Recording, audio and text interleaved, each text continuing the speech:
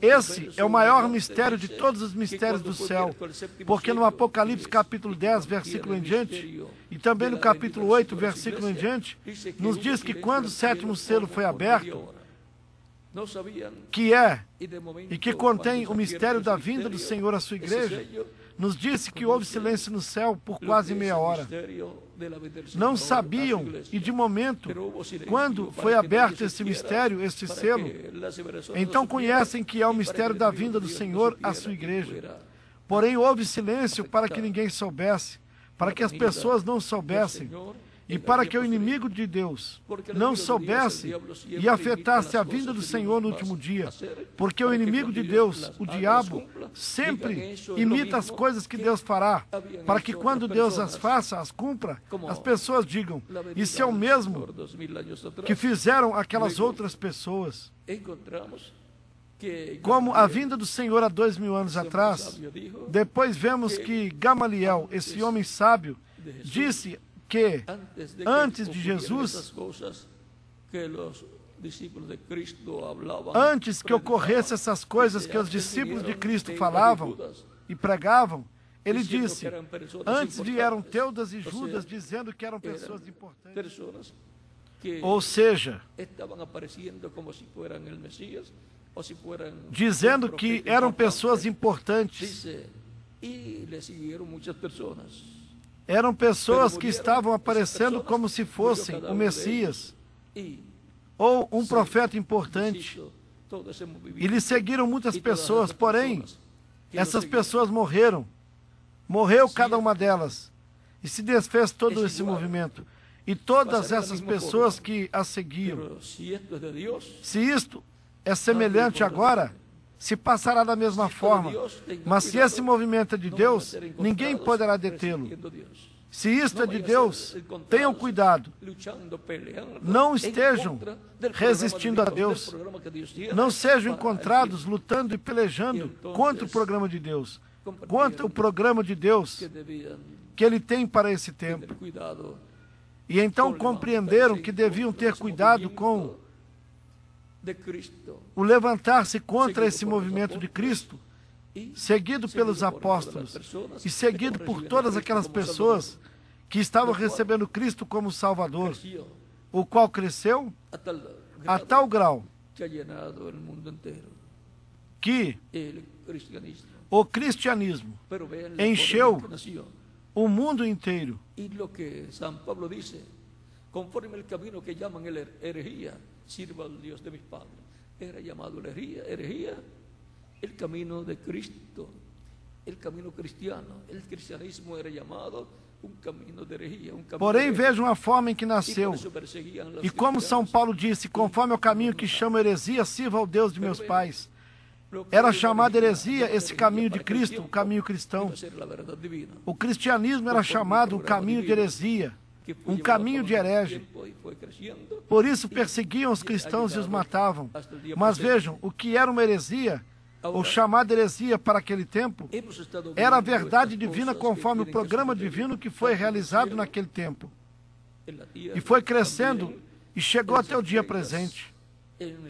Assim, estivemos vendo essas coisas que têm que suceder, tanto no céu como na terra, nas estrelas, no sol, na lua e no corpo místico de Cristo, no meio dos crentes em Cristo.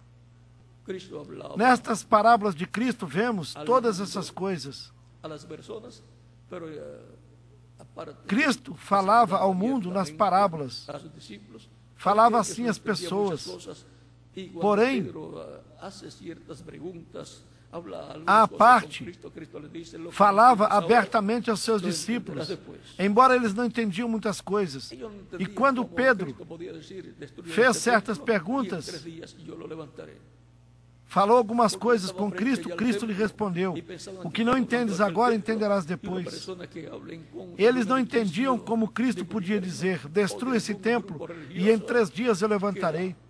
Porque ele estava à frente ali ao templo e pensava que estivesse falando daquele templo. E uma pessoa que fale contra um prédio do governo ou de algum grupo religioso fica marcado como terrorista e tem problemas com as autoridades do governo, porém ele não falava do templo literal. Mesmo que havia dito que seria destruído aquele templo e a cidade de Jerusalém, o templo que estava em Jerusalém. Havia dito isso nessas profecias.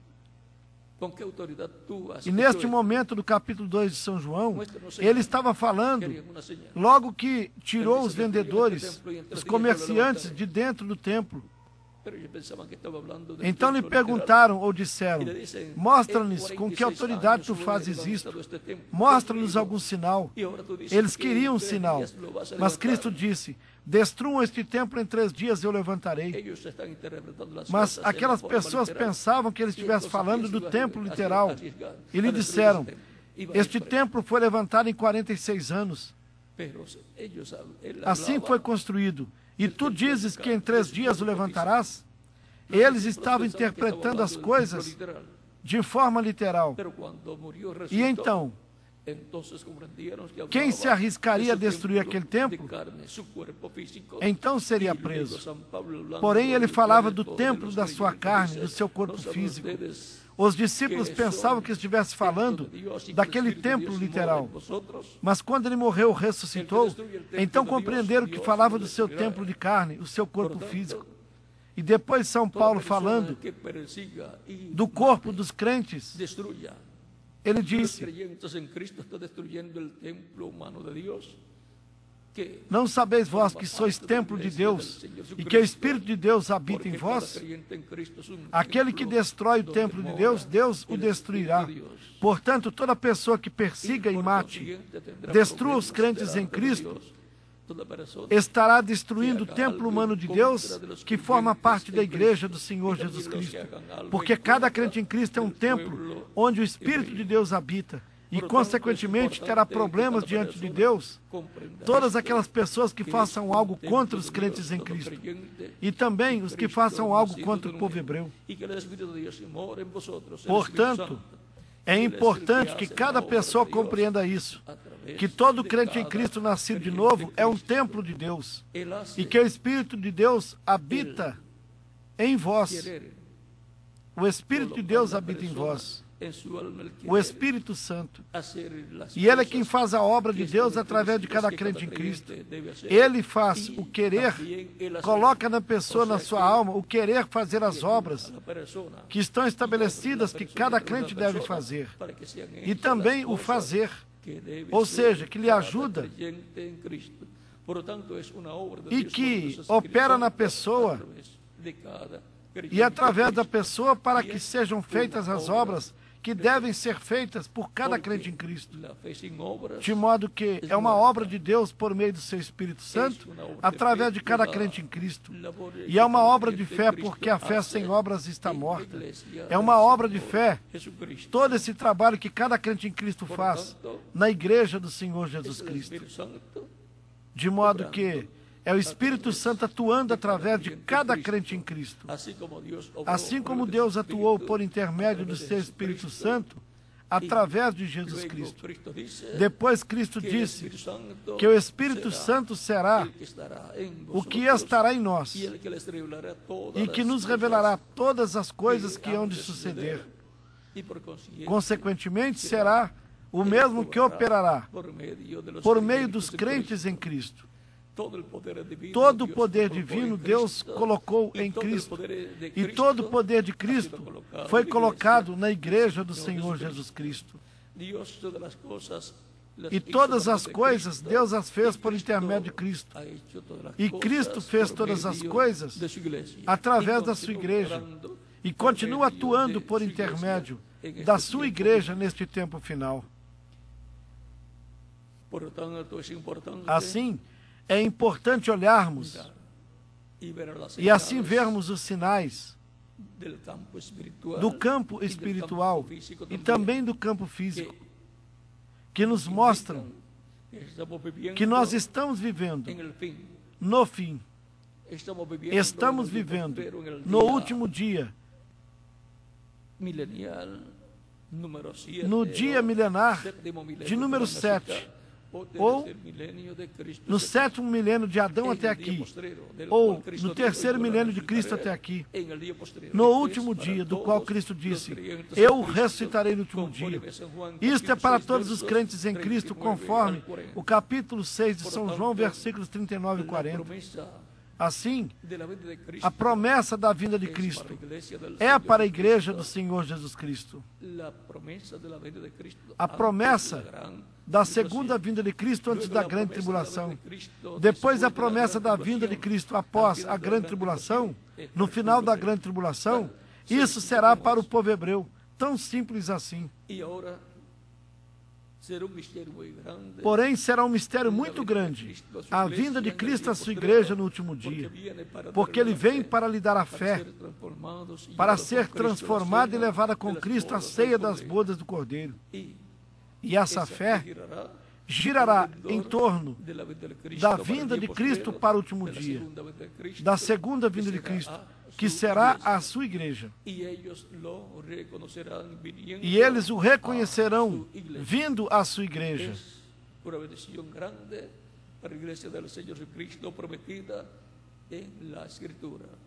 Por isso será como ladrão en la noche la venida del Señor. É uma grande bênção para a igreja do Senhor Jesus Cristo, que está prometida na Escritura. Por isso será como ladrão na noite, esta vinda do Senhor. O mundo estará em trevas, estará em escuridão, de noite. Porém, a igreja do Senhor Jesus Cristo, e para a igreja do Senhor Jesus Cristo, nascerá o sol da justiça, ou seja, nascerá um novo dia dispensacional e um novo dia milenar, para ver a luz que é Cristo resplandecendo no meio da sua igreja. Portanto, estejamos apercebidos, nos preparando para a nossa transformação e arrebatamento ao céu com Cristo, para estarmos na maior festa que será realizada no céu, que será a ceia das bodas do Cordeiro, e dos quais ele diz que são bem-aventurados aqueles que são chamados, convidados para a ceia das bodas do Cordeiro. Os sinais do fim do século, estamos vendo-os no céu, na terra, nas estrelas, em todos os lugares. E Cristo disse: quando vocês vejam acontecer essas coisas, vocês vendo-as com seus próprios olhos, levantai vossas cabeças, porque a vossa redenção está perto. A redenção do corpo será a nossa transformação. A redenção do corpo. A adoção em corpos eternos, com vida eterna e juventude eterna. Consequentemente, nunca mais os crentes em Cristo, depois que sejam transformados, envelhecerão, quando já tiverem o novo corpo glorificado. E esta promessa é para mim, para quem mais? Para cada um de vocês também, crentes em Cristo nosso Salvador, e membros da igreja do Senhor Jesus Cristo.